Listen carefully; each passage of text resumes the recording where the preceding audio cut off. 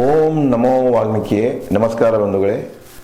ನಾನು ನಿವೃತ್ತ ಪ್ರಾಧ್ಯಾಪಕ ಡಾಕ್ಟರ್ ಅರ್ಜುನ್ ಪಂಗನ್ನವರ್.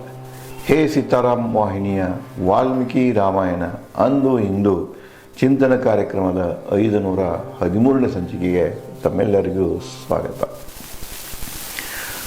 ಲಂಕಾಳನ್ನು ಸೋಲಿಸಿ ಹನುಮಾನನು ನೇರವಾಗಿ ಗೋಡೆಯ ಜಿಗಿದು ಲಂಕಾ ನಗರವನ್ನು ಪ್ರವೇಶ ಮಾಡ್ತಾನೆ. ಪ್ರವೇಶ ಮಾಡಿದಾಗ ಅಲ್ಲಿ ಅವನು ಮೊದಲು ಲಂಕಾ ನಗರದ ಸೌಂದರ್ಯವನ್ನು ಸುತ್ತಿ ಅದನ್ನು ಕಣ್ತುಂಬ ತುಂಬಿಕೊಳ್ತಾನೆ. ಮೊದಲು ಕಟ್ಟಡಗಳ ಬಗ್ಗೆ ಹೇಳ್ತಾನೆ. ಎಲ್ಲ ವಿನ್ಯಾಸದ ಕಟ್ಟಡಗಳು, ಎಲ್ಲ ಆಕಾರದ ಕಟ್ಟಡಗಳನ್ನು ನೋಡ್ತಾನೆ. ಕಟ್ಟಡಗಳ ಗೋಡೆಗಳು, ಬಾಗಿಲ ಕಿಟಕಿಗಳು ಯಾವ ರೀತಿಯಾಗಿ ಅಲಂಕೃತವಾಗಿದ್ದವು, ರಸ್ತೆಗಳು ಹೇಗೆ ಅಲಂಕೃತವಾಗಿದ್ದವು, ಇದನ್ನೆಲ್ಲ ಮುಂದೆ ಜನ ಒಂದು ಕ್ಷಣದಲ್ಲಿ ಎಂತೆಂಥ ವ್ಯವಹಾರಗಳನ್ನು ಜನ ಮಾಡ್ತಿತ್ತು, ಚಟುವಟಿಕೆಗಳೇನಿದ್ದು, ವ್ಯವಹಾರಗಳೇನಿದ್ದು ಅದನ್ನೇ ಹೇಳ್ತಾನೆ. ಗಾಯನ, ಹಾಡುವುದು, ನಗುವುದು, ಕುಣಿದು, ಗರ್ಜಿಸುವುದು, ಎಲ್ಲ ಪ್ರಕಾರದ ಧ್ವನಿಗಳು, ಎಲ್ಲ ವಾದ್ಯಗಳ ಸಂಗೀತ ಕೂಡ ಇದು ಸ್ವರ ಕೂಡ ಇವನಿಗೆ ಕೇಳಿ ಬೀಳ್ತಾ ಇತ್ತು. ಆ ಒಂದು ಆನಂದವನ್ನು ತಗೋತಾ ಹನುಮಾನನು ಮನೆಯಿಂದ ಮನೆಗೆ ನೋಡ್ತಾ ಮುಂದೆ ಹೊಂಟಿರ್ತಾನೆ. ಆ ವೇಳೆದಾಗ ಅವನಿಗೆ ರಾಕ್ಷಸರು ಎದುರ ಹೇಳ್ತಾರೆ. ಮೊದಲು ಅವರಿಗೆ ಎದುರಾದ ರಾಕ್ಷಸರು ಗುಪ್ತಚರರು, ಪೆಟ್ರೋಲಿಂಗ್ ಮಂದಿ.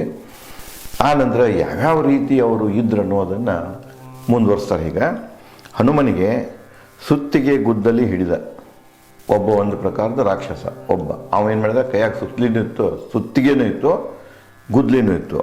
ಗುದ್ದಲಿ ಸುತ್ತಿಗೆಗಳ ಬಳಕೆ ಯಾವಾಗ ಇತ್ತು. ಗುದ್ದಲಿ ಸುತ್ತಿಗೆ ಹಿಡಿದ ಆಯುಧಗಳ ಧಾರಕ, ಇನ್ನೂ ಹಲವಾರು ಆಯುಧಗಳನ್ನು ಹೊಂದಿದಂಥ ಒಕ್ಕಣ್ಣಿನ, ಒಂದೇ ಕಣ್ಣಿನ, ಒಂದು ಕಿವಿಯ, ಒಂದೇ ಕಣ್ಣಿತ್ತು, ಅವ್ನಿಗೆ ಒಂದೇ ಕಿವಿ ಇತ್ತು, ಹೊಟ್ಟಿ ಡೊಳ್ಳಿತ್ತು ಅಂಥ ರಾಕ್ಷಸ ನನ್ನ ಹನುಮಾನ ಕಂಡ. ತೂಗುಮೊಲೆಯ ಮೊಲೆಗಳ ಎರಡು ಜೋಟು ಬಿದ್ದಿದ್ದು. ತೂಗುಮೊಲೆಯ ಭಯಾನಕ ಕುರುಪಿ, ನೋಡಕ್ಕಂತೂ ಭಯಂಕರ ಕೆಟ್ಟ ಕುರುಪಿ. ವಕ್ರವಾಯಿ, ಬಾಯಿ ಒಂದು ಕಡೆ ವಕ್ರವಾಗಿದೆ. ಹ್ಯಾಂಗೆ ಇದು ನಮಗೆ ಅರ್ಧಾಂಗವಾಯು ಪಾರ್ಶ್ವವಾಯು ಆದ ಕೂಡಲೇ, ಪ್ಯಾರಲೈಸಿಸ್ ಆದ ಕೂಡಲೇ ಬಾಯಿ ಹಂಗೆ ಹೊರಡಿರ್ತದಲ್ಲ ಮನುಷ್ಯಂದ, ಹಂಗೆ ಅವ್ರು ಸಹಜ ಇರ್ತದೆ ವಕ್ರಬಾಯಿ. ಕಳ್ಳ ದೇಹ, ಧನುಷಧಾರಿ, ಖಡ್ಗಧಾರಿ, ಖಡ್ಗ ಧನುಷ ಹೊತ್ತಂತಹ ಈ ಒಬ್ಬ ರಾಕ್ಷಸರು ಹನುಮಾನನಿಗೆ ಕಂಡರು. ವಿಸ್ಮಯ ಕವಚಧಾರಿ, ಒಂದು ಪ್ರಕಾರದ ಕವಚ, ವಿಸ್ಮಯ ಕವಚಧಾರಿ ರಾಕ್ಷಸರು ಕಂಡರು. ಇತ್ತ ಎತ್ತರವಿಲ್ಲ, ಅತ್ತ ಕುಳ್ಳಿಲ್ಲ, ಭಾಳ ಎತ್ತರೂ ಇಲ್ಲ, ಭಾಳ ಕುಳ್ಳನೂ ಇಲ್ಲ, ಗಿಡ್ಡೂ ಇಲ್ಲ, ಅಂತ ಮಧ್ಯಮ ಗಾತ್ರದ, ಅತಿ ಕಪ್ಪನೂ ಇಲ್ಲ, ಅಂಥ ರಾಕ್ಷಸರು ಕೂಡ ಹನುಮಾನನಿಗೆ ಕಂಡರು. ಅತಿ ಸುದ್ರೂಪಿ ಅಲ್ಲ, ವಿಚಿತ್ರ ರೂಪಗಳ ರಾಕ್ಷಸರು ಕಂಡರು. ಇನ್ನು ಕೆಲವೊಂದು ಮಂದಿ ಸುದ್ರೂಪಿ ಇದ್ರ, ಕುರೂಪಿನೂ ಇದ್ರು, ಸುದ್ರೂಪಿನೂ ಇದ್ರು, ಅತಿ ಸುದ್ರೂಪಿಗಳೇನಾಗಿದ್ದಿಲ್ಲ. ವಿಚಿತ್ರ ರೂಪಗಳ ರಾಕ್ಷಸರನ್ನು ಹನುಮಾನ ಕಂಡ. ಮಹಾಬಲಿ ಹನುಮನು ಕಂಡನು ಬಲ್ಲೆ ಮತ್ತು ಗಿಡ, ಆಯುಧ ಹಿಡಿದು, ಸಿಡಿಲುಧಾರಕ, ಹೂಮಾಲೆ ಹಿಡಿದ, ಶ್ರೀಗಂಧ ಲೇಪಿತ, ಆಭರಣ ಅಲಂಕೃತ ಬಲಶಾಲಿ. ಮತ್ತೊಬ್ಬ ಬಲಶಾಲಿ ರಾಕ್ಷಸ ಇದ್ದ.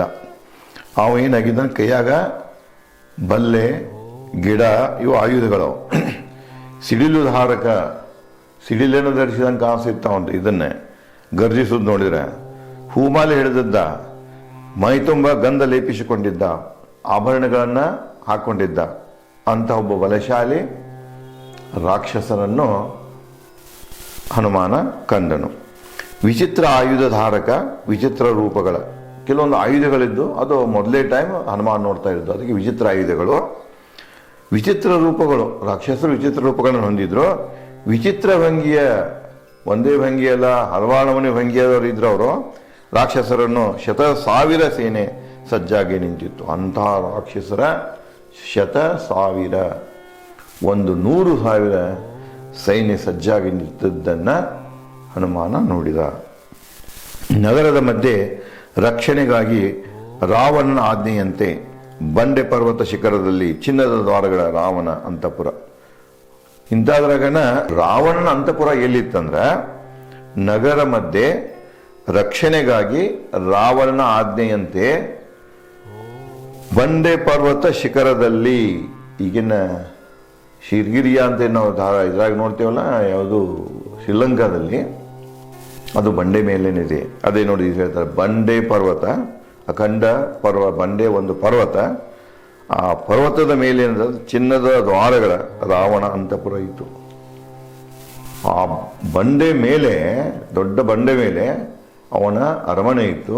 ಆ ಅರಮನೆಗೆ ಹೋಗಬೇಕಾಗಿದ್ರೆ ಚಿನ್ನದ ದ್ವಾರಗಳಿದ್ದು, ಚಿನ್ನದಿಂದ ತಯಾರಿಸಿದಂಥ ಬಾಗಿಲಲ್ಲಿ ದ್ವಾರಗಳಿದ್ದು. ಕಂಡನು ಹನುಮ ಸುತ್ತವರೆದಿದ್ದವು ರಾವಣ ಅಂತಪುರ, ಶ್ವೇತ ಕಮಲ ಹೂ ತುಂಬಿದ ಹೊಂಡಗಳು. ನಾನು ನಿಮಗೆ ಹೇಳಿದ್ದೇನೆ, ಇನ್ನೂ ಕೂಡ ಅದನ್ನು ಪ್ರವೇಶ ಮಾಡೋಕ್ಕಿಂತ ಮೊದಲು ಏನು ಅದರದ್ದೊಂದು ಮುಂದಿನ ಏರಿಯಾ ಇದೆ, ಅದು ಸಮತಳ ಏರಿಯಾ ಇದೆ. ಅಲ್ಲೆಲ್ಲೇ ಎಲ್ಲ ಕುಂಡಗಳಿದ್ದು, ಅಂದರೆ ಹೊಂಡಗಳು, ಕಮಲಗಳಿದ್ದು. ಈಗೇನಿಲ್ಲಿ ವರ್ಣನೆ ಇದೆಲ್ಲ, ಇವತ್ತು ಅದು ಪೂರ ಇಲ್ಲದ್ರೂ ಸಹಿತ ಆ ಲೊಕೇಶನ್ ಹೇಳ್ತಿದೆ ಇದು ರಾವಣನ ರಾಜ್ಯವಾಗಿತ್ತು ಅಂತ ಹೇಳಿ. ಹೂ ತುಂಬಿದ ಹೊಂಡಗಳು, ಉಪವನಗಳು, ನುಸುಳಿದನು ಹನುಮ ರಹಸ್ಯದಿ ರಾವಣನ ಸ್ವರ್ಗ ಸಮ ಲಂಕೆಯ ಒಳಗಡೆಗೆ.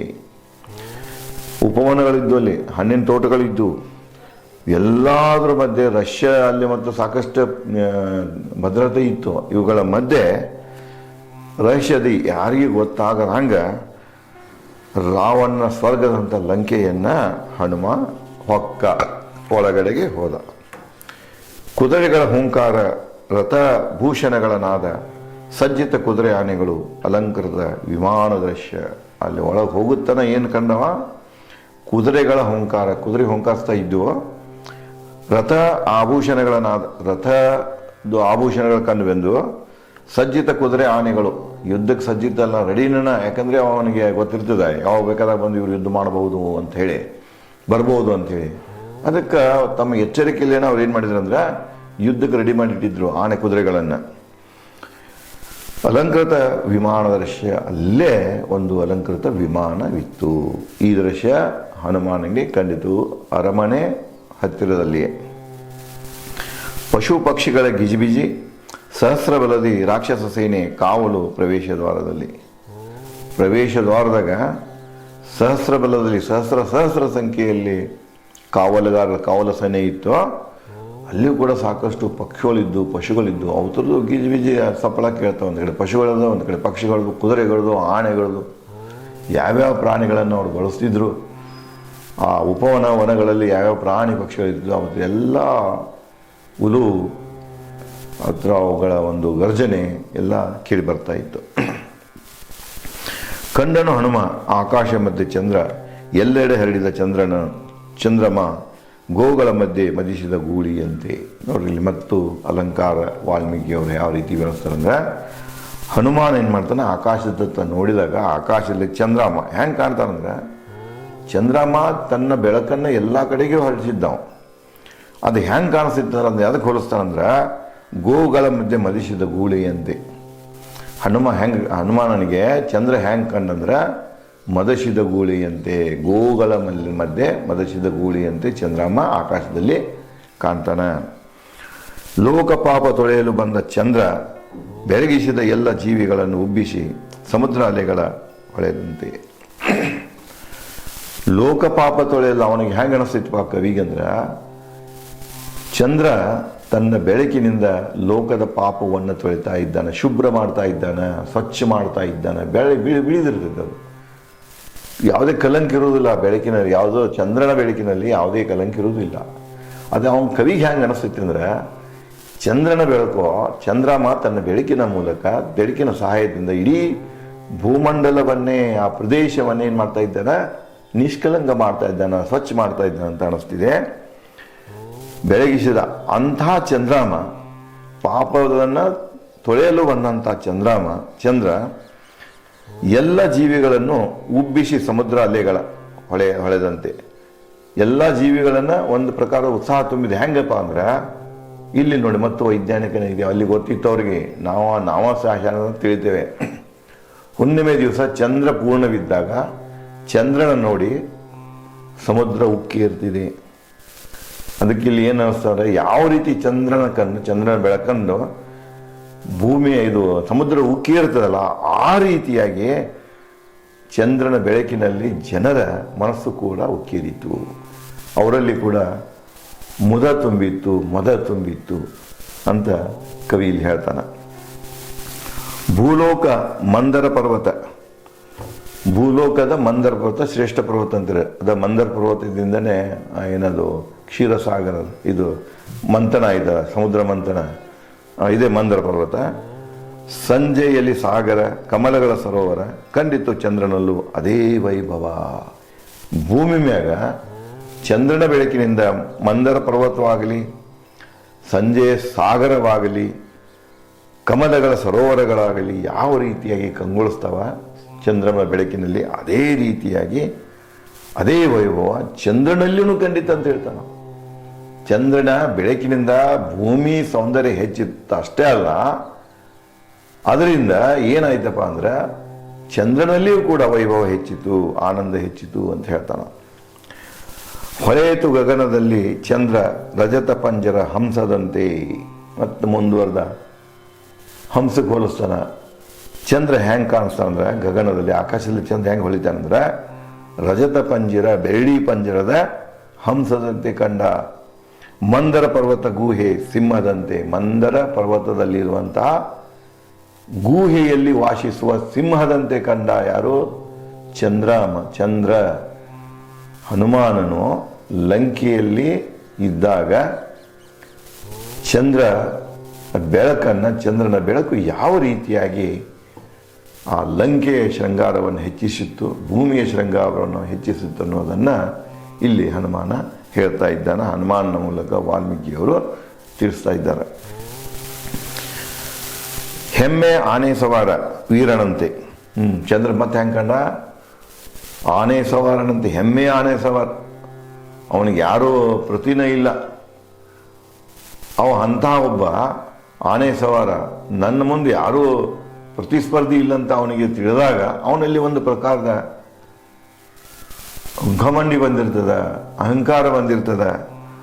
ಇಲ್ಲೇ ಹನುಮಾನನಿಗೆ ಚಂದ್ರ ಆ ರೀತಿ ಕಾಣಿಸ್ತಾನ. ಹೆಮ್ಮೆ ಆನೆ ಸವಾರ ವೀರನಂತೆ ಕಂಡಿತು ಹುಣ್ಣಿಮೆ ಚಂದ್ರ. ಚೂಪ ಕೋಡಗಳ ಗೂಳಿ ಕಕ್ಕುದಂತೆ. ಕಕ್ಕು ಅಂದ್ರೆ ಏಣಿ, ಗೂಳಿದ ಏಣಿ. ಒಂದೊಂದ್ಸಲ ಅದೇನಾಗ್ತದ, ಗೂಳಿಯ ಏಣಿಗತೆ ಚಂದ್ರ ಕಂಡನು. ಚೂಪಾದ ಕೋಡುಗಳ ಗೂಳಿ.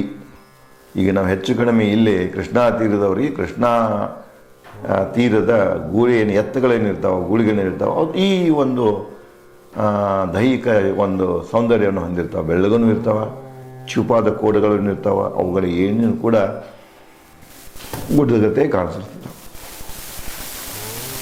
ಇದೇ ರೀತಿಯಾಗಿ ಇನ್ನು ಚಂದ್ರನನ್ನು ಯಾವ ರೀತಿಯಾಗಿ ಹನುಮಾನನು ಹೊಗಳ್ತಾನ ಕಾಣ್ತಾನ ಅನ್ನೋದನ್ನು ನಾನು ತಮಗೆ ಮುಂದಿನ ಸಂಚಿಕೆಯಲ್ಲಿ ಹಂಚಿಕೊಳ್ಳುತ್ತೇನೆ. ಧನ್ಯವಾದ.